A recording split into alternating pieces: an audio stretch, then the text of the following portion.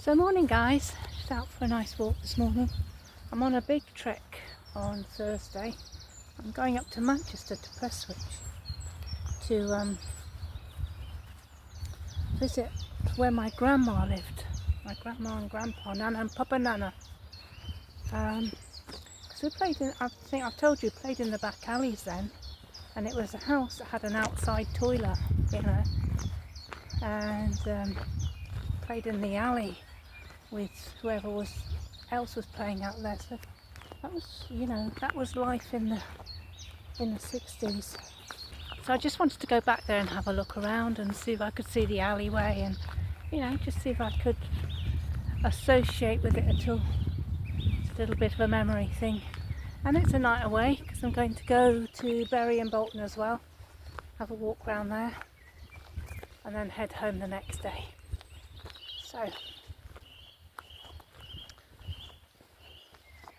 one of the things I wanted to ask you, you're all sort of saying about I should claim extra money for this and that. And quite honestly, I don't want to, because I've already said I don't want to go down that path. You just don't know what's right and what's wrong in the world of claiming these days, and they're looking for every penny they can get back. And I don't need it. I'm perfectly healthy. This is a decision I've made about living life as I want to. So I've made that decision that I don't need a lot of money. I just need to pay my rent and buy my food.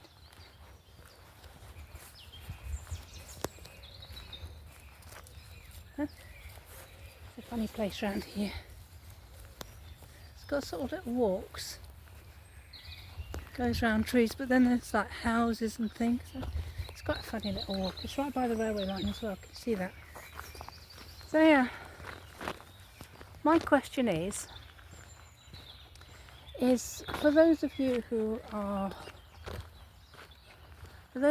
got things like Parkinson's or other disabilities that you claim money for from the government or from DWP or from wherever it is it hard to get? Do you have to keep signing forms every 5 minutes to prove? Do you have to go down the offices? I remember reading all this stuff where they were getting people who were, I can't remember, was it the PIP, where you actually had to go down and prove that you couldn't work, and if they thought you could work they took you straight off PIP and told you to go and find a job, and it was just awful.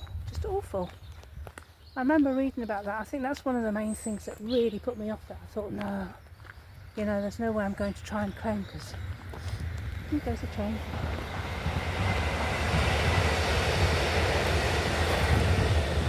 I thought, no, there's no way I'm going to claim. I'm pretty sure I've told you when I was working and claiming family tax credit. And at one stage my wages went up a little bit. I can't remember who it was in those days. It wasn't DWP. It wasn't DWP, it was something else.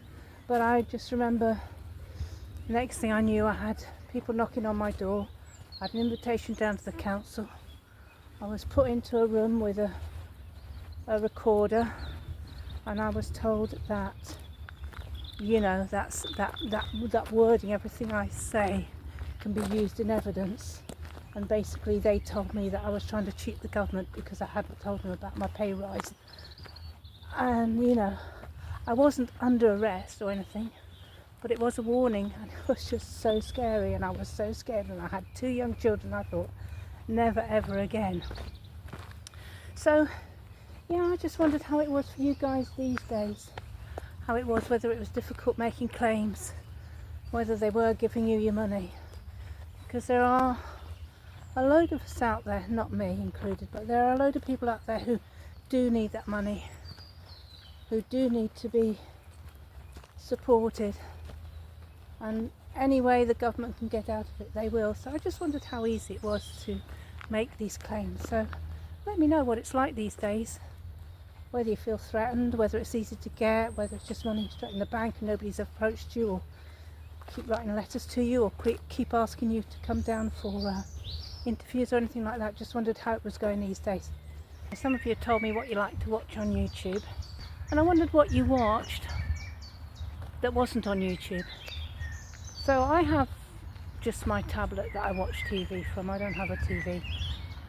And I downloaded the apps for ITVX and Pluto and Tubby, something else, Plex.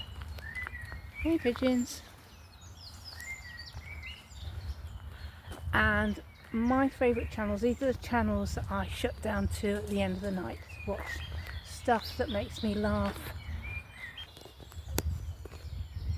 So on my channels I like to watch, can't even think of the names right now. I like to watch one with Sheldon, The Big Bang Theory, that's it. So I like to watch The Big Bang Theory, that makes me laugh and smile, and I love watching that. I've also watched Young Sheldon a few times. But at the moment I like to watch Sheldon, and the other one I like to watch is Scrubs. Now that's on ITVX, and I don't know if you've ever watched it, but I was so glad when it came back because I was watching it years ago. I loved it. And then whatever I was watching it on, and I think it was Netflix, it was taken away. And so when it came back on ITVX, I was really, really happy. But I don't know if you ever watch it, but it's great for us crazies because it approaches so many different subjects in, what's the word? It's not just comedic, it's like it touches you as well, you feel it. So you've got Carla who has her crazies, and you've got the blonde girl, Elliot, she's got her crazies, and then you've got JD, who goes off into a world of his own with his imaginations, and you've got Turk, who's like the tough guy, and they've all got, and then Dr. Cox of course, and others in there, the janitor, and they've all got their things going on, haven't they? Crazy janitor, stuffed squirrels, they've all got these crazy things going on, and you sort of relate to some of them because you think, yeah, that's me on some days, especially with the girls, for us girls, you know, I'm thinking, yeah, that's me being a bit crazy on some days about stuff, psychotic about something. And they sort of touch on all sorts of things, on death, depression, suicide, all sorts of things, and without sort of making it serious. Yeah, so it's really good. It's a really good program to watch and think about things, and remember that you're not the only one, or if you're going through something, or you've been through something, sort of laugh at it because you think, yeah, I've been there. So I love that one. So those are my two comedy ones. I also love Red Dwarf. I do love that one. That's really old, and I've started to watch the beginning of it again. It goes back, but it's almost timeless in the way, you know, the stupid way that it is, because it's just full of really, really silly things. So that one makes me laugh, and that's harmless as well. So, you know, these are the things that I like to settle down with at night to send me to sleep, you know, so I can not be irate of something I've watched on YouTube at the end of the evening, because then you can't go to sleep, can you? So I'm wondering what you watched or what you did to help you go to sleep in the evening at the end of your day.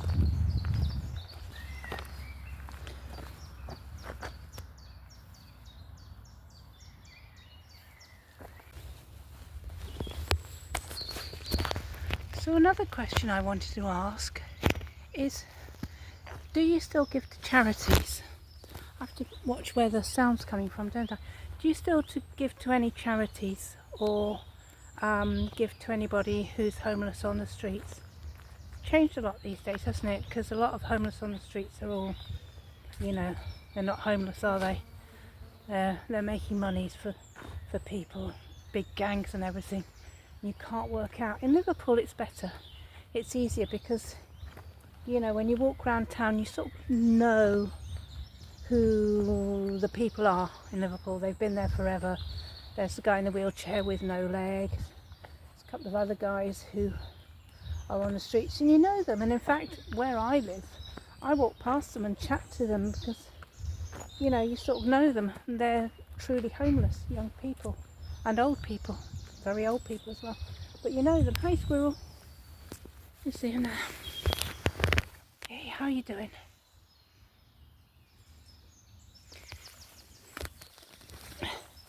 So you sort of know them. So you know, I've always said to them, look, I won't give you any money, but you know, I'll go in the shop and get you some food or a drink or anything like that. Not an issue. And that's what I've always done. But I scowl now at all these other, especially the foreigner ladies, you know, the ones with the big skirts. You can sort of tell that I mean, they probably are in dire straits. But the thing is, the money's not going to them, it's going to the gang that's hidden behind her. So I just won't give money to that anymore. And I sort of feel sorry for them because it's probably not a situation they want to be in. They're probably not getting a lot out of it. Probably, you know, it's like working in the nail industry or the barber industry. You know, they're not being well looked after, getting this money for the gangs. But I still won't do it. I won't give them any money because I'm thinking, yeah, it's not going to you. You're going to go back to a place, hand your money over, and that's that. So I don't do that. But anyway, I just wondered what you guys did. As for the charities on the TV, what about those? Do you donate to them? There's things like the RSPCA, there's Dogs Trust. That's what I donate to. I've always donated to them. I sort of sponsor a dog. My last dog, Misty, she died, but you know, I like to put money. I don't anymore, but when I was earning, I was putting in 50 quid a month towards that. And things like the RSPCA, and also there's another one, the guy who says we need help on YouTube, Red Cross or something, and I think, yeah, but the company behind it really pees me off. It's not the worker on the, you know, on the street or rescuing people or animals. They're the good people, but the company that they're working for, they have the executives that need to be paid first. This money that we donate, it goes same as like Oxfam shops and, you know, the other big charity shops. The money goes to the executives first, and then it dwindles down to where it's really needed, and by the time it gets there, it's not that much, and that makes me angry. So I don't donate to any of these big companies anymore. I'm thinking, if you really need the money, sell off your buildings, stop furnishing all your buildings, and you know, let it go to the people who really need the money to go and do the work, the rescuers. So yeah, I don't donate there very much, and I think a lot of people feel like that now. Our money's so precious now, isn't it? It's so precious that when we spend it, we want to know that it's going somewhere worthwhile. So yeah, I just wondered what you did on that as well. Okay, so I'm nearly at the road where I'm working back down to my next train station, going shopping. So just a quick chat before I'm off this week, and I will catch you soon. Oh, got stuff on my t-shirt, floaty trees. It's alright, I've not been dribbling. Alright, I'll catch you all later. See you later. Bye.